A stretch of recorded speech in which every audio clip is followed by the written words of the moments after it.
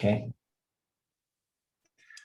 Let me share my screen. And by the way, sorry about the last week. I couldn't hold the class. Geçen hafta için özür dilerim. Geçen hafta dersi yapamadım. Okay. Just a second. Let's see your exercises. Bir dakika. Öncelikle egzersizlerinize bakalım.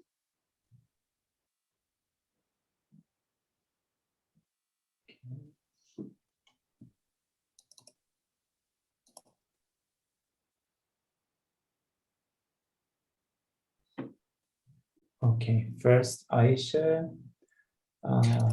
Ayşe'nin çalışmasına bakalım. Okay, it's the flag exercise and it's okay. It needs more in between. It's only 4 frames. Bayrak egzersizini yapmasını Ayşe. Tamam. Biraz daha fazla in between'e ihtiyacı var. Yalnızca 4 kareden oluşuyor bu çalışma.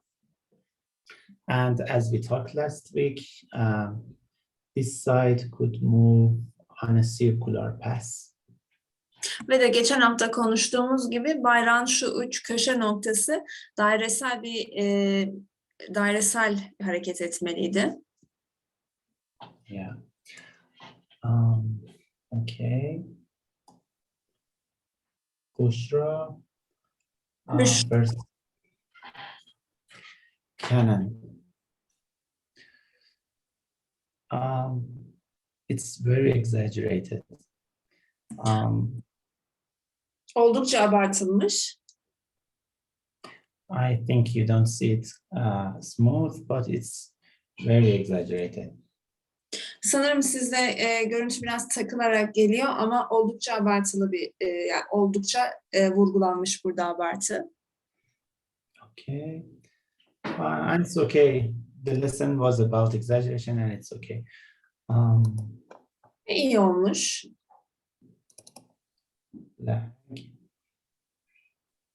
Okay, this one is okay too, but it needs more in between. It's just 4 keyframes. Daha fazla in between'e ihtiyacı var. Yalnız 2 tane keyframe var burada. As you see, it's very repetitive. Gördüğünüz gibi burada çok tekrarlı bir hareket ortaya çıkmış. Yeah. Okay. Bushra.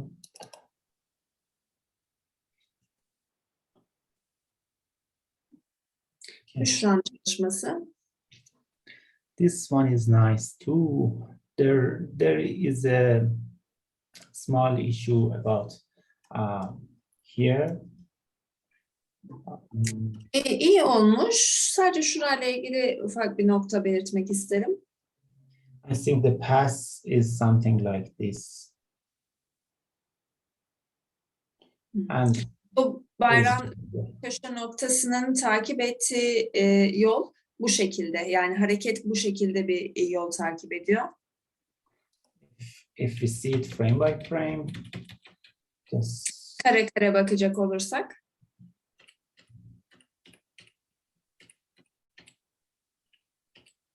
Yeah, here. You see this point is going this way. And suddenly it goes down and again it goes up. This is a jump here. Şurada bir zıplama var. Yani bu uç nokta yukarı doğru giderken birden aşağı doğru iniyor, tekrar yukarı doğru çıkıyor. The previous frame is this one. Bir önceki bu. Then it goes down. Burada aşağı doğru gidiyor. And again up. This is a jump. Tekrar yukarı doğru. Yani burada bir zıplama var. Okay. But the overall animation is okay. Just this point. Ama genel olarak animasyon iyi. Sadece bu noktada bir sıkıntı var diyebilirim. Ceylin'in çalışmasına bakalım. Okay, as we see, there are just 4 frames. Burada yalnızca 4 kare var. Keyframes are okay, but it needs more in betweens. Yani keyframe'ler olmuş yolunda. Biraz daha in between çalışılması gerekiyor burada. Yeah. Chinara. Okay, Chinara surprised me. There are too many new exercises here. Okay. Nara beni şaşırttı. Çok fazla yeni çalışma var burada. It needs more frames, not just in between. It needs more frames, but the overall action is correct. Daha fazla kareye ihtiyacı var ama genel olarak aksiyon doğru. Spacing for body is not correct. Vücut için spacing doğru olmamış. As you see in these two frames, body doesn't move. Gördüğünüz gibi şuradaki 2 karede hareket etmiyor. It goes slightly up, which is Hafifçe correct, yukarı çıkıyor and upper, ve and daha then, fazla yukarı doğru and then falls down. ve ardından aşağı doğru iniyor. Yeah, in two frames, it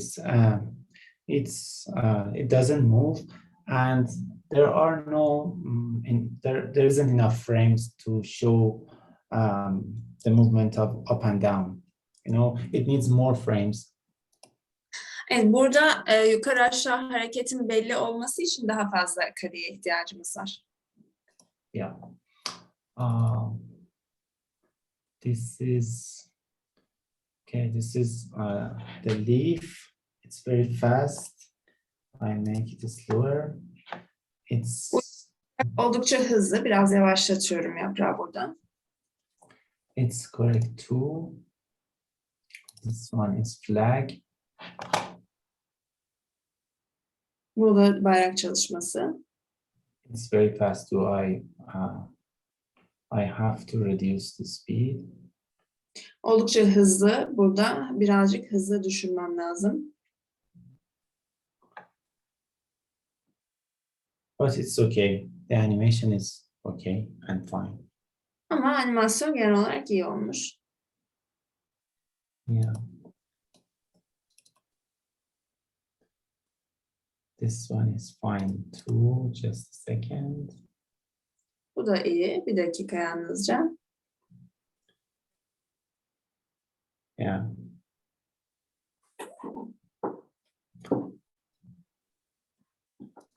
Okay, and these are for the last sessions. Bu da ne yaptığını geçen dersin ödevleri. It's okay. We talked about them. Bu da iyi. Bununla ilgili konuşmuştuk zaten. Duygu. Duygunun çalışmasına bakalım. The flag is fine. Thank you. Bayrak iyi. Teşekkürler. Yeah. And Canon. Gülle'ye bakalım. And also Canon is good. Yeah. Bu da iyi. Edanur. Edanur. Okay, there's a problem with the flag. We can't see. We can see a continuous flow forward. It jumps back. İleriye doğru akan bir hareket görmüyoruz. Geri doğru zıplıyor hareket. If you remember, we talked about this. We should see a continuous flow forward because wind is blowing continuously. So we should see a wave go through the flag. But here it jumps back. Bunun hakkında konuşmuştuk. Rüzgar sürekli ileri doğru estiği için bayrağın hareketin ileriye doğru gitmesi gerekiyordu sürekli olarak. Ama burada bir noktada geriye doğru geliyor hareket. And if we want to see it frame by frame, here is the first frame. Kare kare bakacak olursak burası birinci karemiz. Oh, I see another thing. But if you remember, I draw this line. After that, it should be like this. This is the third one. Hı hı. Bir şey daha fark ettim burada. Hatırlarsanız bu çizgiyi şu şekilde çizmiştim sizlere. Birinci, ikinci ve üçüncü olarak. But here, after one, we have three. Ama burada birincisinden sonra üçüncüye geçmiş. Okay. So this is one. And the next frame is almost three. Yani evet, bir sonraki ikinci kare neredeyse üçüncü kareye denk gelmiş buradan. Yeah. Okay.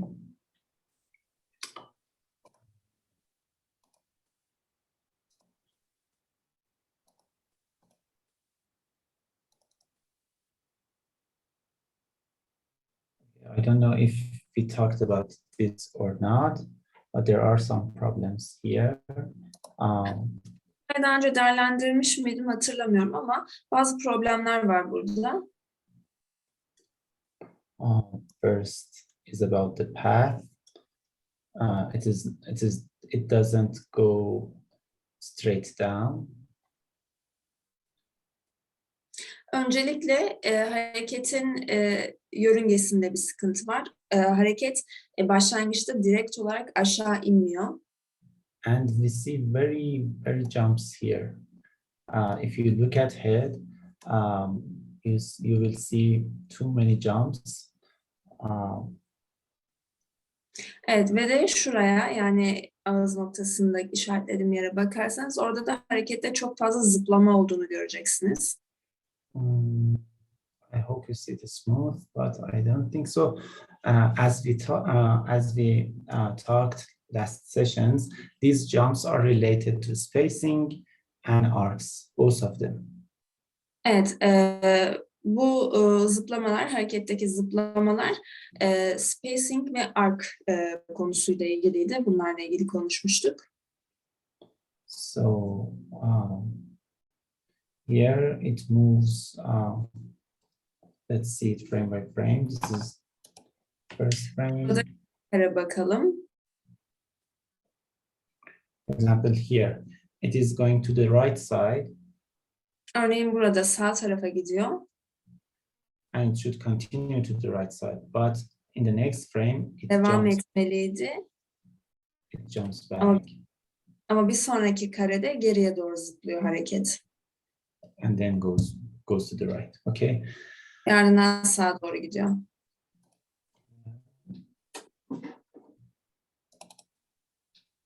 Okay, we talked about the flag and okay. Bayrağı konuşmuştuk zaten. Goes the flag. Gözlerine bakalım, bayrağa bakalım öncelikle. Okay, if you look at this flag, the top line is okay, is almost okay, but the lower line is not okay. You cannot see a continuous flow through the flag for the lower line. Burada bayrağa bakacak olursanız bayrağın üst tarafındaki çizginin hareketi iyi. Ama alt tarafta bir sıkıntı var. Alt tarafta akan bir hareket görmüyoruz. As you see, it stucks here. It doesn't move forward. Gördüğünüz gibi bu noktada hareket kalmış. İleri doğru gitmiyor, ileri doğru akmıyor.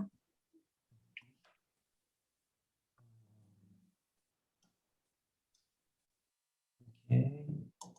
This flag.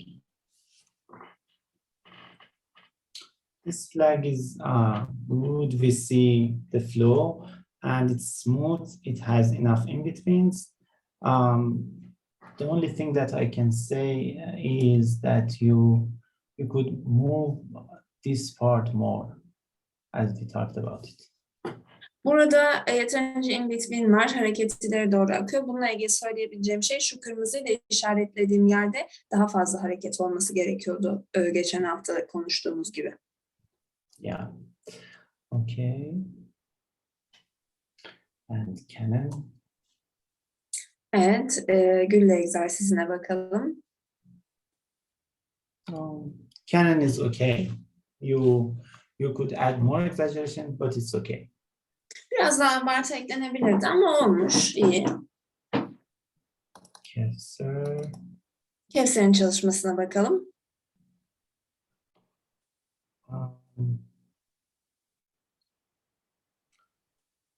The animation looks good, despite this part. As you see, it goes just up and down, and the right side of the flag is just a straight line. It's a bit weird. Evet, bayrağın uç noktası yukarı aşağı doğru iniyor. Burayla ilgili sorunumuz yok. İyi olmuş. So you could draw this like this, for example, a little bit more natural than just a straight line. Bayrağı biraz daha böyle köşe noktasını, sağ kenarını hafif kıvrımlı çizersek daha doğal bir görüntü olur düz çizgiye göre. And also we should see the flow to the right side. Okay, Aynı anda sağa doğru akışı da görmemiz gerekiyor. but what I see is that this shape goes through the flag and then returns. This is not what happens in a real flag. Şu şekil, şu kıvrım sağa doğru gidip daha sonra geri dönüyor. Normalde bu olmaz. Let's see it frame by frame. Kare kare bakalım buraya. I see this part is going forward and then turns back. Evet, bu nokta ileri doğru gidiyor ve ardından geri dönüyor. Here, and after that we see it here. Evet, ileri gitti ve ardından geride görüyorsunuz ve daha sonra tekrar geride. Maybe she did not this on purpose, but it has happened. Okay. Belki bunu kasıtlı olarak yapmadı ama böyle olmuş. Yeah. I think both are the same. Her ikisi de aynı sanırım çalışmaların. Okay, Martina. Martina'nın çalışmasına bakalım. Canon. It's O okay. yüzden iyi. Thank you. There's always a room for more exaggeration, but it's okay. Enough in betweens. Smooth animation.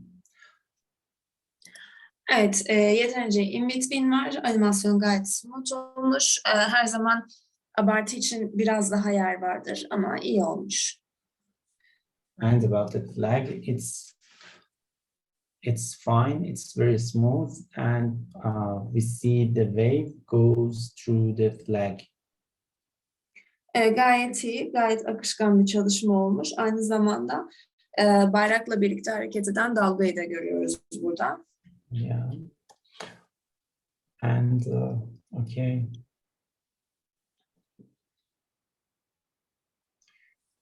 It's fine too, guys. I think you have empathized with this lizard. Most of you improved your lizards. Evet, birçoğunuzun kertenkele çalışmasını geliştirdiğini görüyorum. I think I saw this last week, but this one moving color lizard is new. Okay. Evet, şunu zaten daha önce görmüştüm. Şu renkli olan yeni bir çalışma. Yeah. Thank you, Martina. Teşekkür. Özgür. Özgür. Flag.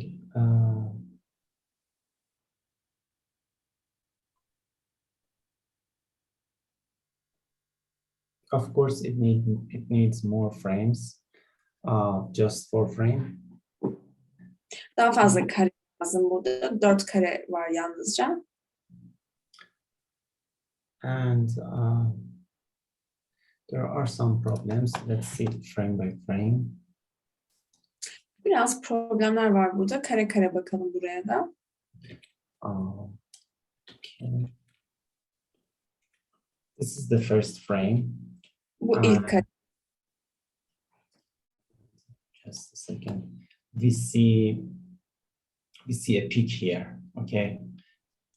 There's a peak here. Ve var gördüğünüz gibi. In the next frame, the peak doesn't move. And this is a problem. Bir sonraki karede bu zirve hareket etmiyor. Burası problem. Oh, okay, we see. There are two frames. Yeah, just. Evet, bakın iki karemiz var burada. It moves. It's my fault. Sorry. Okay. Okay, this is my fault. Okay, that was not a problem, but the point attached to the bar moves. It should be here.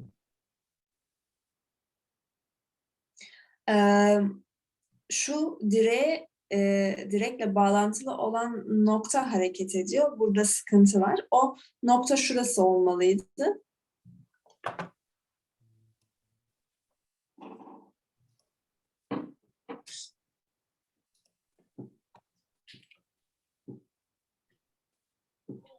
And there is a point about this point.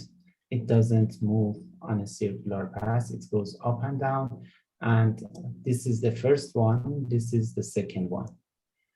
Aynı bayrağın uç noktası da dairesel bir döngü üzerinde hareket etmiyor. Aşağı yukarı gidip geliyor. Birincisi de ikincisi böyle bir noktada diyebilirim. And I think the third one is here. The fourth is here. And then it goes here. So we have Dördüncüsü de böyle. Dörtten sonra tekrar bire geçiyor. Yani hareket bu şekilde.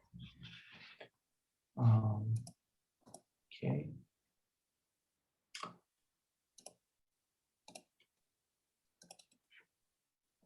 Leaf. I think we saw this. Yaprak çalışmasına bakalım. Okay, Yaprağı lizard is new, but it's totally different with what I said in the class. I hope you. çalışması yeni olmuş ama derste bahsettiğimden biraz farklı olmuş. I hope you see that session's video again and you can fix this. Umarım kertenkele egzersizini yaptığımız çalışmaya tekrar bakma fırsatı bulup burayı düzeltebilirsin. Yeah, now it's struggling to walk, but it's not correct. Evet, burada yürümeye çalışan bir kertenkele görüyoruz ama hata var burada. Yeah. Okay. And this one is different with what we talked about it in the class. Evet, bahsettiğimizden biraz farklı. The tail is moving, but it's different with what we talked about. Evet, burada kuyruk hareket ediyor ama bahsettiğimden biraz farklı bir hareket bu. Okay. Rabia. Rabia'nın çalışmasına bakalım. Okay, Rabia, the flag is fine, but there is just one blank frame. You can remove it. One what frame? Blank frame. Blank. Okay. Rabia çalışmanın neredeyse doğru olmuş. Sadece bir tane boş kare var. O boş kareyi çıkartman gerekiyor. Onun haricinde iyi.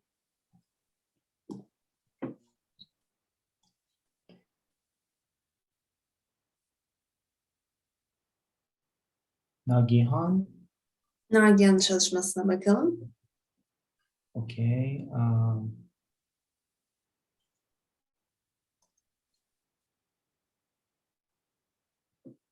Yeah, the flag is fine. Bayrak iyi. Thank you, Nagihan. Teşekkürler. İyi olmuş çalışma.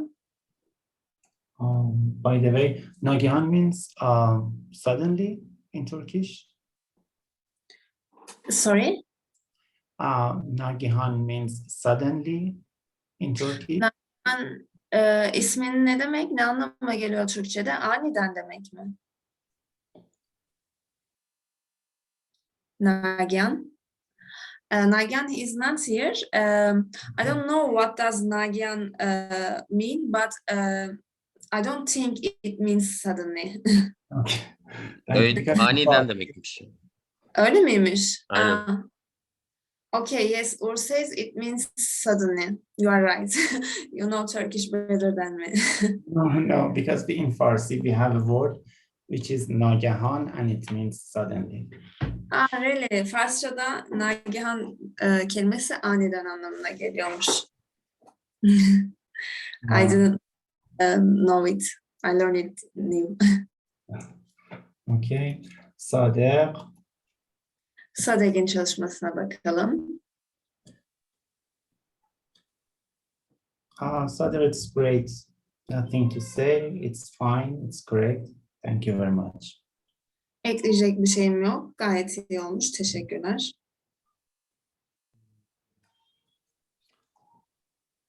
Sedika. Canon. Sedika Serra. It's very exaggerated. Okay, our lesson was about exaggeration. Okay, it's okay. Evet, zaten burada abartıydı konumuz. Oldukça abartılı bir çalışma olmuş. Gayet iyi. Okay. And the flag is okay too. Bayrak da iyi olmuş. Just a second. Bir dakika. Yeah, it's fine, but I think she has draw 7 frames. It means that she has drawn 4 keyframes and 3 in-betweens. 7 tane kare var burada. Bu şu anlama geliyor. 4 tane keyframe, 3 tane in-between çizilmiş. But normally we draw 4 in-betweens. Ama normalde biz 4 in-between çiziyoruz. Maybe she has forgotten to draw an in-between between the last keyframe and first keyframe. Sanırım son keyframe ile birinci keyframe arasında bir in-between çizmeyi unutmuşsun bu noktada. Okay. Okay, because this happens. Sometimes we forget to draw this in-between. I mean, for example, Çünkü bu bazen olur, son kare ile ilk kare arasına bir in-between çizmeyi unutabiliriz. for example, I draw these keyframes and then I draw these in-betweens among them, and I forget to draw this in-between after the last keyframe. Evet, yani bu kareleri çizerim. Kareler keyframe'ler. Ama in-between'leri çizmeyi unuturum bazen. Son in-between, son keyframe'den sonraki in-between'i. O gözden kaçabiliyor bazen. Hocam bir şey söyleyebilir miyim? Tabii. Aslında aralarına 2 in-between koymaya çalıştım. Fakat yaptığım zaman hani hareket çok farklı oldu. Yani yapamadım. O yüzden de onları çıkardım. Sonuncusunu da bilmiyordum. Teşekkür ederim. Sarah says actually she has tried to draw 2 in-betweens between each keyframe, but then she realized that it doesn't move very effectively in a very good way. Then he decided to change it to 1 in-between again, but she doesn't know that she have to draw another in-between after the last keyframe. She learned it just right now. Thank you very much for that. Okay, you're welcome. It's about every cycle. So if we are doing walk cycle, for example, or even for the lizard, I draw 1 between after the last keyframe. It is the in-between between the last keyframe and the first keyframe. Evet, her döngü için son keyframe'in ardından bir tane daha in-between çiziyoruz. Yeah. Yeah, I think this is new, Evet, sanırım bu yeni. or I'm not sure, but I think it's new. Emin değilim ama sanırım yeni olmuş bu çalışma, yeni bir çalışma. There are some problems. She can fix it later. For example, this is 1, 2, but the 3 is here, and then it returns back. It bends like this, but it doesn't bend this way, and the tail is missed, something like this. Sılar var. Elin hareketi 1, 2, 3 ve 3'ten sonra 4'e dönüyor. Burada 1, 2, 3 aşağı iniyordu. 4 yarım daire şeklinde yukarı çıkıyordu. Vücut sol tarafa doğru bükülüyor ama sağ tarafa doğru bükülmüyor. Yine kuyruk unutulmuş burada. Videoyu izleyip burayı düzeltebilirsin. And or okay, Burun çalışmasına bakalım. it's interesting. And İlginç. this one. Yeah. Okay.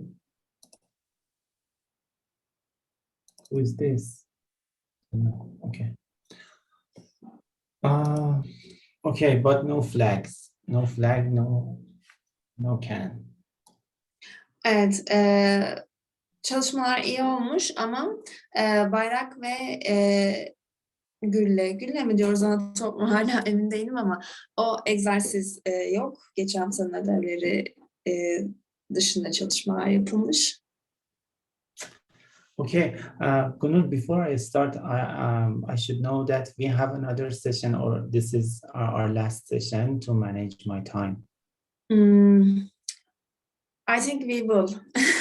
Okay. So we can, you can think it as the 7th course. 11th, sorry. Yeah. Okay. Thank you. Okay. You're right. Mhm. Okay, let's start our session. Evet, dersimize başlayalım. Any questions about the last session? Geçen derste ilgili sorusu olan var mı? Okay. So in this course, we were supposed to talk about the 12 principles of animation. And we have talked, yeah. Bu kurs boyunca, 12 haftalık kursumuz boyunca animasyonun bu ilkelerinden bahsetmemiz gerekiyordu. We have talked about squash and stretch. We have talked about anticipation, follow through and overlapping action, is in, is out, arcs, timing, exaggeration. Şu ana kadar yanına yeşil tik attıklarımdan squash, stretch, anticipation, follow through, ease in, ease out, arc, timing, exaggeration yani abartı. Bunlardan bahsettik. Okay. We talked about most important principles, but we will cover the rest of them. I'm going to talk about staging. En önemli ilkelerden bahsettik aslında şu ana kadar. Bundan sonra da geri kalanlarını tamamlayacağız. Şu anda staging yani sahneleme ilkesinden bahsedeceğim sizlere. Staging means presenting any action, any movements clear, so the audience realize it, understand it clearly. Okay, staging is about this. Sahneleme şu anlama geliyor. Yani yapmış olduğunuz animasyonu, aksiyonu oldukça temiz, anlaşılır bir şekilde yansıtmanız gerekiyor. İzleyiciniz vermek istediğiniz şeyi çok net bir şekilde alabilmeli. It depends on several items, but let's talk about some of them. Evet, bu ilke birkaç konuyla alakalı. Bunlardan birkaçından bahsedelim şimdi. First is about the silhouette of the character. Let me share. İlk olarak karakterin silüetinden bahsedeceğiz. Share this.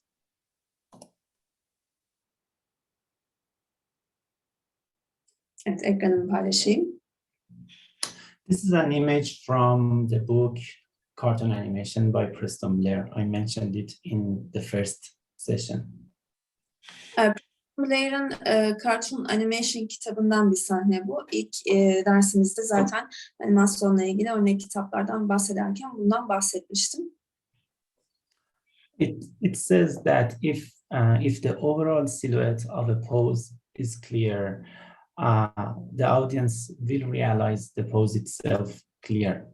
But if the silhouette is not clear, for example, as you see here, the pose is, if we see just this picture, just this silhouette, we cannot realize what is going on. Okay, we don't see the rabbit, we don't see the hat clearly. It says that if the silhouette is not clear, there is a great chance that the main image could not be understood by the audience. Hı hı. Burada yazar şundan bahseder. Bir aksiyonun ya da bir sahnenin sadece silüet olarak baktığımızda aksiyonun ne olduğu anlaşılıyorsa bu sahne iyi bir sahnedir. Ama silüet olarak baktığımızda ne olduğunu anlayamıyorsak burada kötü bir sahne vardır. Örneğin ikinci görsele bakalım. Tavşan şapka karakterin önünde. Buna silüet olarak baktığımızda tavşan ve şapkayı algılayamıyoruz. Demek ki burada bu sahne iyi çalışılmamış. Okay. It doesn't mean that we should always draw in profile view, not in front view. It means that we should be mindful of the silhouette of the pose. Bu şu anlama gelmiyor. Her zaman profilden çalışmalısınız, asla önden çalışmamalısınız anlamına gelmiyor. Sadece silüet net ve belirgin olmalı, önden de çalışsanız. So first point is about silhouette. Second point, this is for another book. Evet, burada staging yani sahneleme ile ilgili ilk değineceğim şey silüetti. İkinci şey ise bu diğer bir kitaptan bir örnek. Second point is about tangencies. Silüet gölgesi değil mi? Hayır, gölgesi değil. Yani şöyle ayrıntıları olmadan genel sadece etrafını çeviren çizgilerle çizdiğimizde diyebiliriz. Tamam, teşekkürler. She has asked if the silhouette is the shadow of the character. No, it's not the shadow of the character. It's character filled with a flat, usually black color. Evet, gölge değil. Yani genel o hatlarıyla dışarıdan çizdiğimiz, dış hatlarıyla çizdiğimiz hali karakterin. Yeah, okay. The second point is about tangencies. We should avoid tangencies. Our characters should not just touch each other. Okay. İkinci nokta ise kesişen çizgiler, kesişen noktalardır. Bunlardan kaçınmamız gerekir. So why should we avoid tangencies? Neden kesişen noktalardan kaçınmamız gerekir? What do you think about this? Bununla ilgili ne düşünüyorsunuz? Fikriniz nedir? Çizilen obje ya da kişinin nerede olduğunu çıkaramayabiliriz. Yani bu mesela şu anda gördüğüm örnekte sanki burun kapıya yapışmış gibi, hani onun bir ya da işte kapı onun bir burnun bir nasıl diyeyim parçasıymış gibi görüldüğü için en alttaki daha doğru olduğundan dolayı hani kapıyla burnu ya da kafayı ayırabiliyoruz. She says, when we avoid tangencies, we can understand where the character stands.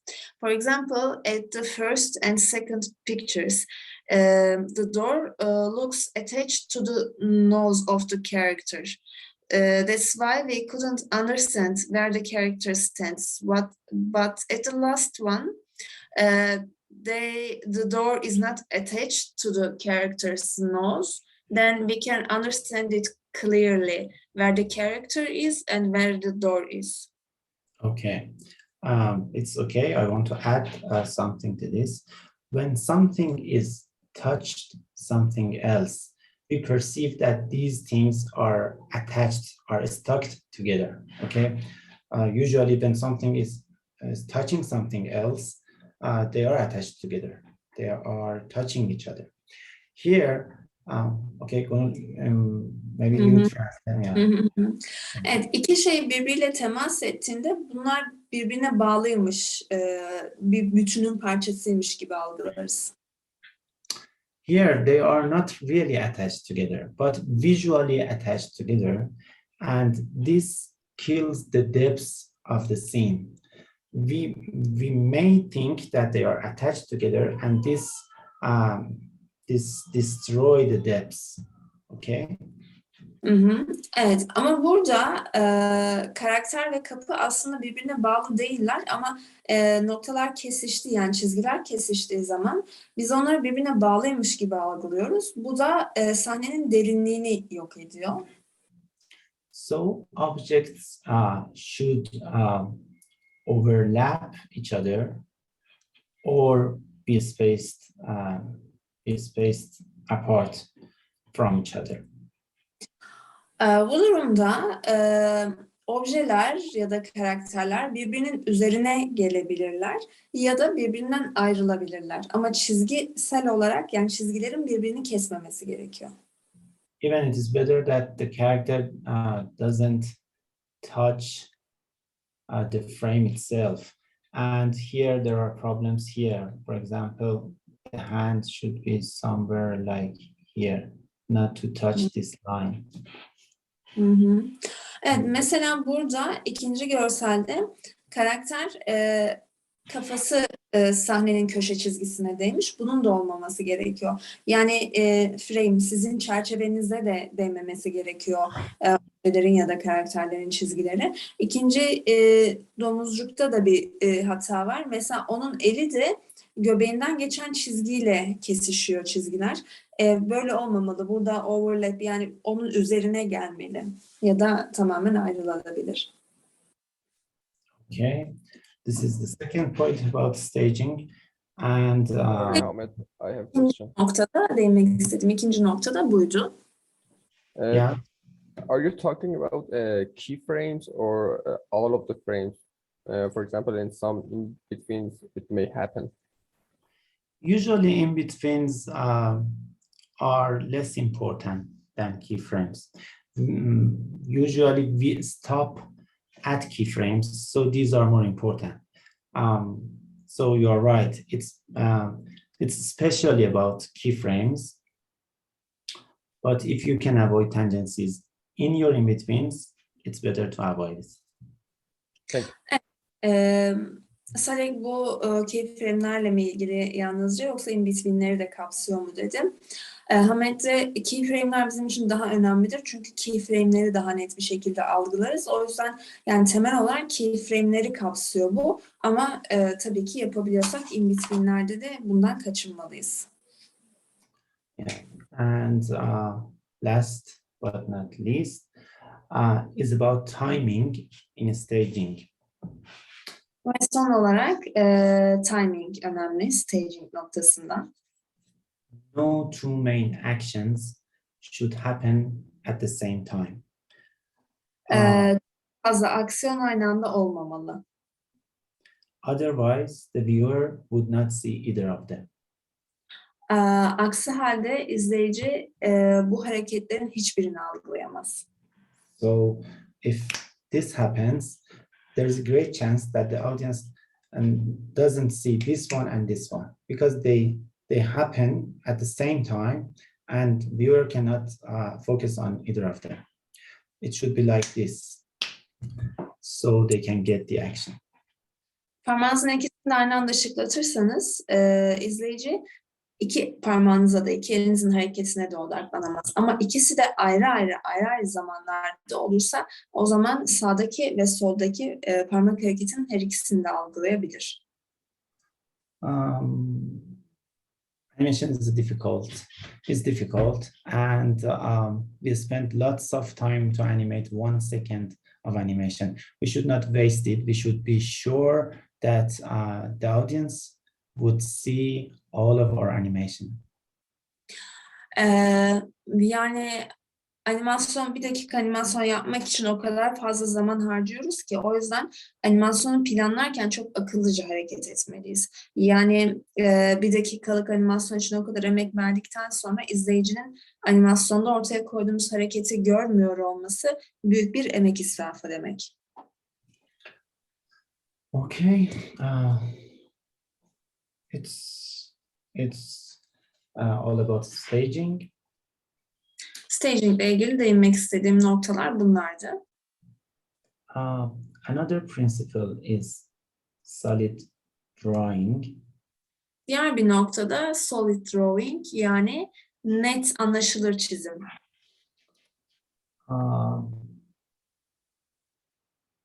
Yeah. Solid drawing is a general principle. It's related to your drawing. And actually, we cannot do much thing about it here because it's related to drawing. Evet, bu ilke çizimle ilgili. Yani burada bununla ilgili çok fazla pratik yaptırabileceğim bir nokta yok. Çünkü bu başlı başına çizimin konusu zaten. It means that your drawing should convey the concept of volume and weight, so we can see your character, your animation character. It has volume, it has weight, and it depends on your drawing. Evet, bu şu anlama geliyor. Yani karakterinizin kütlesini, boyutunu net bir şekilde algılayabileceğimiz netlikte ve temizlikte çizimler olması gerektiği. But in drawing, we are dealing with lines. Let me just add a few points about solid drawing. Bununla ilgili birkaç nokta ekleyeyim. So here. Örneğin buna bakalım. First, think about the perspective. Imagine perspective in your drawing. Öncelikle perspektifi düşünün çiziminizdeki. Let me create a new layer here. Yeni bir yer oluşturayım. Okay, so for example, for this leg, okay, we should think about the perspective. Örneğin bu bacağı ele alalım. Burada perspektifi düşünmemiz gerekiyor. Okay, we should see the perspective through our drawing. We should be mindful about it. Evet, So, konusunda farkındalık olmamız gerekiyor bu noktada. next thing is some small lines like this. İkincisi ise şurada işaretlediğim küçük çizgiler. If I draw this hand like this, Eğer bu eli şu şekilde çizersem, there is no volume here. We cannot Burada- sense. Yeah. Burada hacmi algılayamıyoruz o küçük çizgiler olmadığı için. We cannot sense volume here, but with adding some few small lines like this, for example, we Şurada- perceive. Birkaç küçük çizgi ekleyerek Okay, like this. This one, okay, it's a bit slow. I draw it here, but I see it here lately. This is small line is on top of this one. Just with this small. Oh, okay, I'm waiting to see it. okey. Evet, şuradaki küçük çizgi diğerinin üzerine gelmiş. So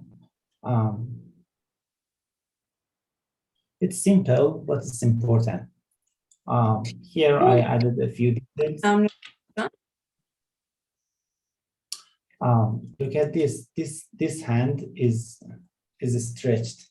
So the arm and forearm are almost in the same level. So here we don't need such line. Sağ el uzamış, yukarı doğru uzamış pozisyonda. Burada bu çizgilere ihtiyacımız yok mesela. But here we need. Ama burada, yani sol elde o çizgilere ihtiyaç duyuyoruz. Okay. Another important point is I call it middle line, lines like this one. Diğer nokta ise orta çizgi olarak adlandırdığım şu çizgiler. Lines like this.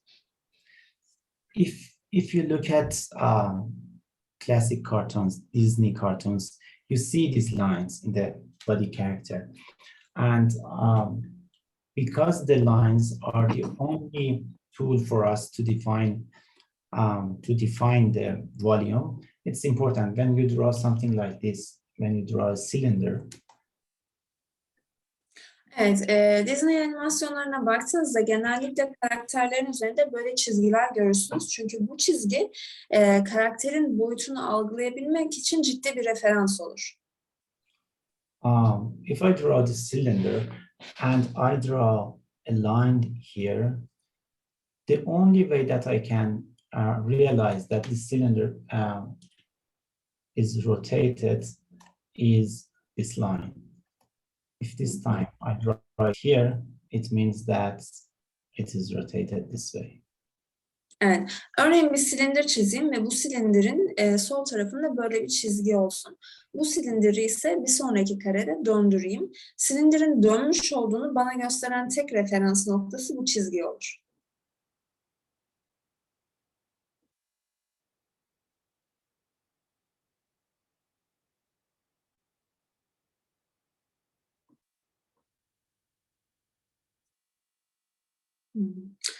Ahmet, we cannot hear you well.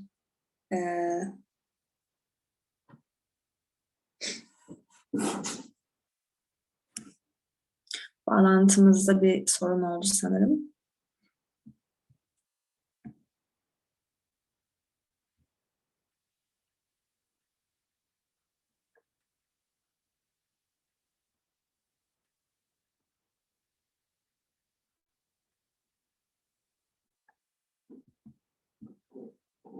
Evet, birkaç dakika içinde dönecektir Hamet. Bu arada sizlerin birbirinize sormak istediği ya da bana iletmek istediğiniz herhangi bir şey varsa onları paylaşabilirsiniz.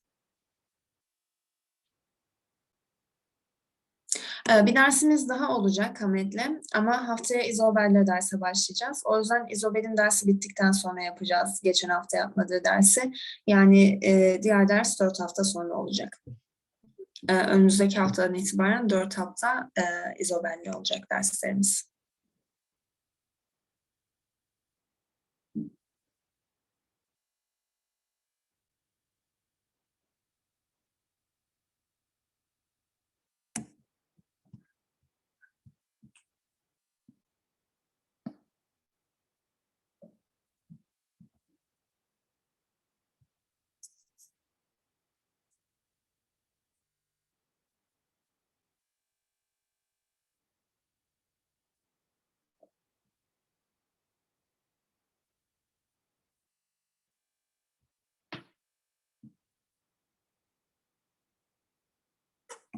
Geldi.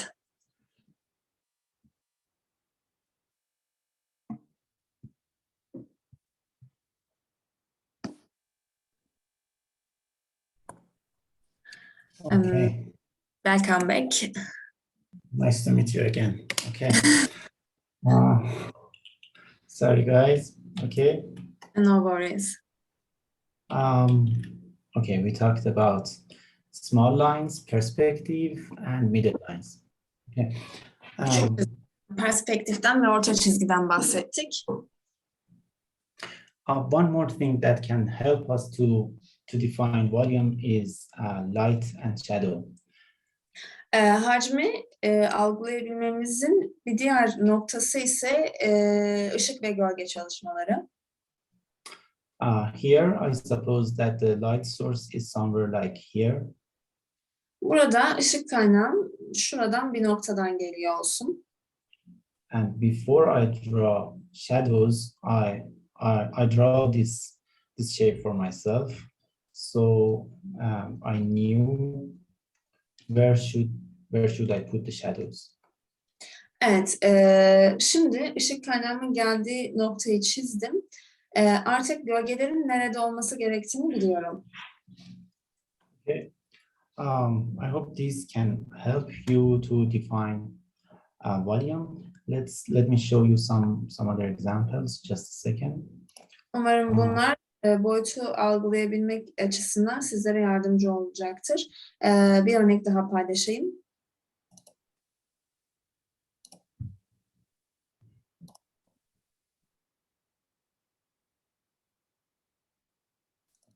Okay. Look at these images. Let me share my screen. Hı hı. We still see the lizard. Okay. Hı hı. Yeah.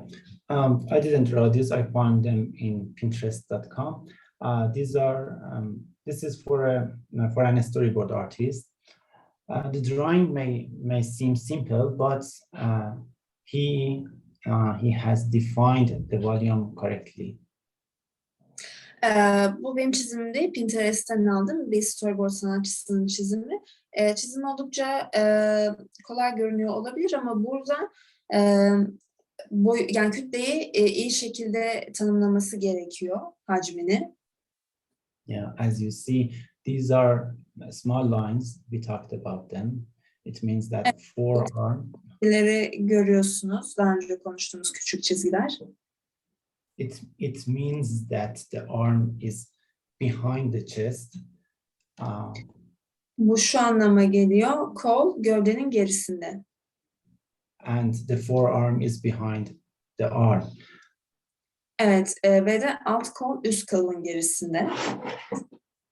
These lines define the volume of the object. And as you see, the middle line. Evet, bu çizgiler karakterin boyutunu anlamamızı, hacmini, kütlesini anlamamızı sağlıyor.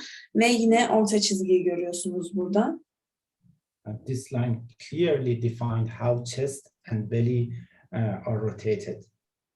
Bu çizgi gövde ve göbeğin rotasyonunu net bir şekilde anlayabilmemizi sağlıyor. So let's see another example. We see here is the same. Burada da aynı şeyi görüyorsunuz. Let me show you another example. Bir başka örnek göstereyim sizlere.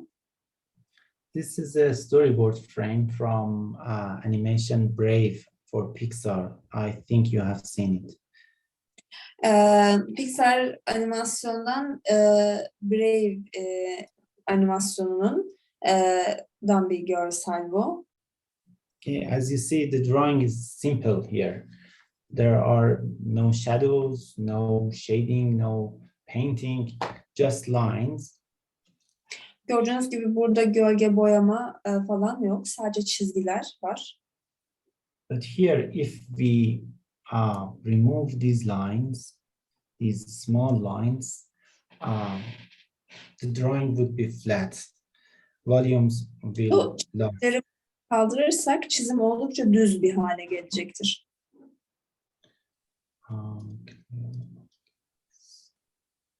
Okay. So this is the drawing with lines, and then I erase them. So you see the overall volume of the hand is missing.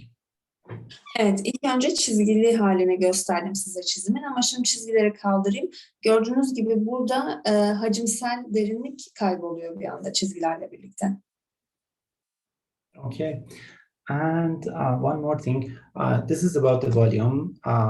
About the weight, weight is defined by bending. Bu hacimle ilgiliydi.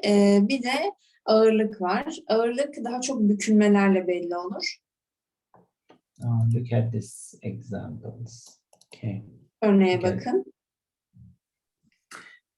Here, we clearly see that the bear is not heavy or the girl is very strong.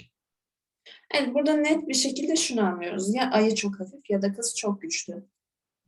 Why? Neden?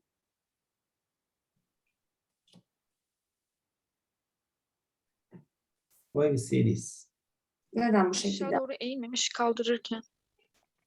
Sesim Because geliyor mu hocam? Aha, evet, biraz da geliyor. Because the girl is lifting the bear, but he doesn't bend down while doing it.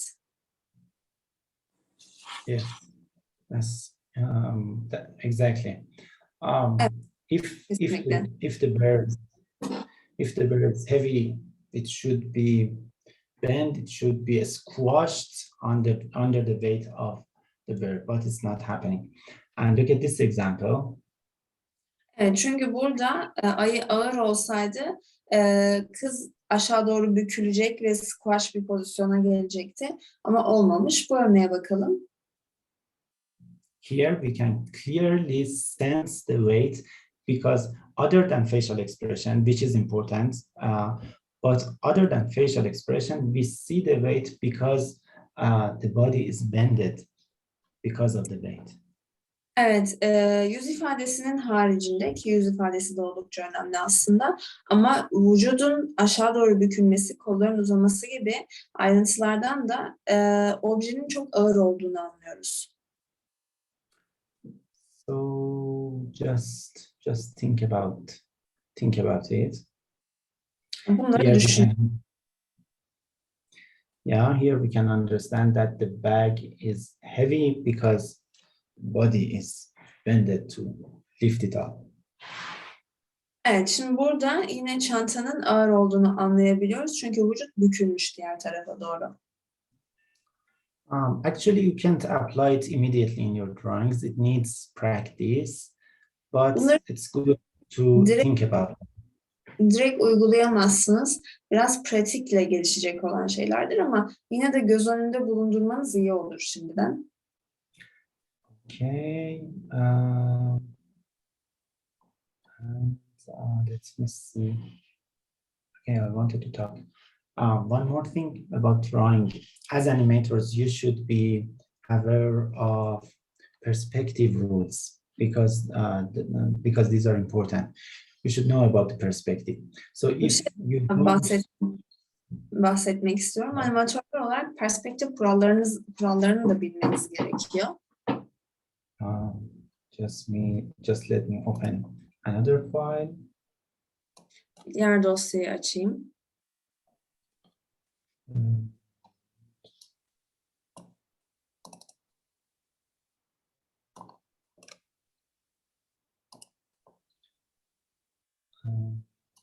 And share my TV Paint file. Okay,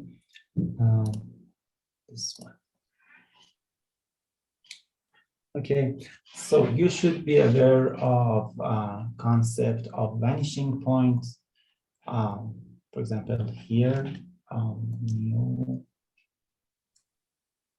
Evet, kaçış noktasının ne olduğunu biliyor olmanız gerekiyor. Vanishing point, excuse me, VP, horizontal line. Çizgisi, kaçış noktası. Bunlar ne demek? Yeah, they have definitions in perspective. So when you know this, if you are going to animate this scene, for example, you're in a car and you are moving forward in a road, you can handle it. But if you don't know anything about perspective, it would be difficult or it would be wrong maybe. Okay. Evet, mesela bir arabadasınız ve arabada ileri doğru hareket ediyorsunuz. Perspektif kavramlarını biliyorsanız, kaçış noktası, ufuk çizgisi, bunlar bildiğiniz şeyler, hakim olduğunuz şeylerse bu hareket doğru bir şekilde ortaya koyabilirsiniz ama eğer bu noktada eksikler varsa sorun olacaktır bu. Well, I don't know about their background about perspective. Do they know about perspective? Do they pass some courses about perspective? Other Actually, teachers talk about it. in that course, they still haven't got this perspective course, but they will have it with Isobel. Isobel teaches perspective.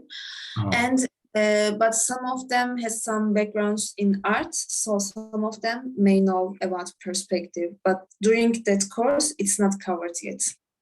okay.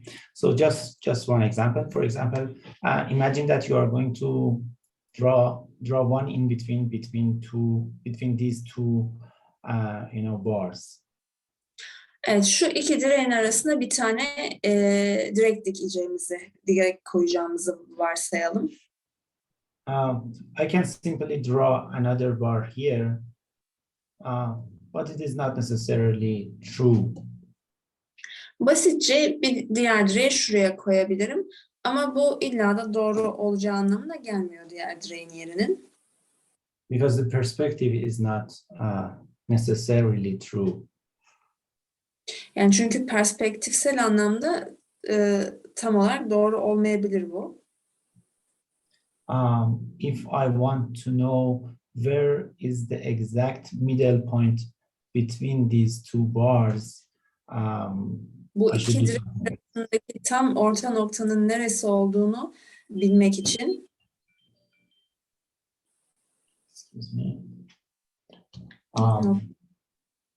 To draw this, I should draw a line like this. evet, bunun için şöyle bir çizgi çizmem gerekiyor. And then where these two lines intersect each other, this is where I should draw in between. Evet, bu araya koyacağım direk bu iki çizginin kesiştiği noktadan geçiyor olmalı. So we should find some ways to draw the correct perspective. In this case, if someone stands here, Evet, doğru perspektif çizmek için bu tarz kuralları biliyor olmamız gerekiyor. this is the first bar, this is the second bar. Okay, 1, 2, 1, 2. Evet, This is biri what, burada duruyor olsun. Bu birinci direğim, diğeri de ikinci direğim. this is what he sees. Bu o kişinin nasıl gördüğüdür. So if I suppose this as an rectangle and I draw the diameters here, yeah, these Evet. are, Yan olduğunu varsayalım. I know this is the middle point, Evet, burası benim orta noktam olur şimdi. and that's why I draw these lines. Evet, işte bu çizgileri o yüzden koyuyorum. And by doing this, I can draw in betweens and animate such scene. Evet, bu tarz küçük ipuçlarıyla bu çizimleri çok daha iyi yapabilirim ve bunlar animasyonunu da çok daha başarılı, net bir şekilde ortaya koyabilirim. Or something like this. Ya da böyle bir zeminden bahsedeceksek eğer. Okay. Okay, I think we are running out of time. We will discuss about last points in the next session. Yeah. Yeah, 4 weeks later it will be. 4 weeks later. Yeah, because the next 4 weeks Isobel will have courses. Okay. So we will have another time for the course 4 weeks later. Okay, no problem. Okay, any questions, guys? Sorusu olan var. I will not see you, so I will not see you in the next 4 weeks. Sorry, Ahmed, I have a question. Yeah. I don't know if it's right or not, but do we have any time to talk about the some movements like fire or water? You mean effects? Yes, something like fire, Water. how it works, and water, how it works.